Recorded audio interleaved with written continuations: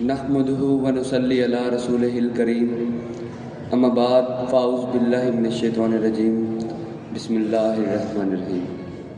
محترم اساتذہ کرام اور میرے ہم مکتب ساتھیوں، السلام علیکم۔ مجھے آج جس عنوان پر لب کشائی کرنے کا موقع ملا ہے وہ ہے کشمیر بنے گا پاکستان۔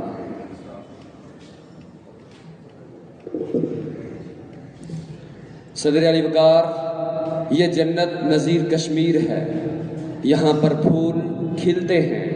میں دیکھتا ہوں کہ آسمانوں پر شبق تیرا بکھیرا ہے، یہاں پر مسکراہٹوں کا بسیرا ہے۔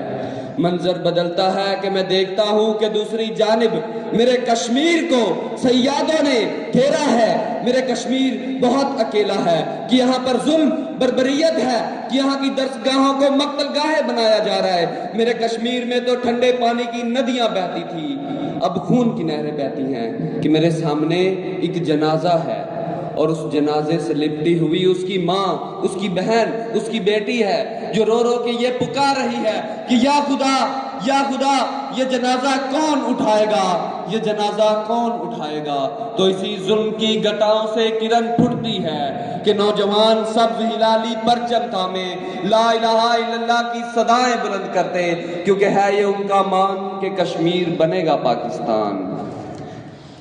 اے انڈیا، تیرے ہاتھوں میں وہ لکیر نہیں، اے انڈیا تیرے ہاتھوں میں وہ لکیر نہیں، کشمیر تیرے باپ کی جاگیر نہیں۔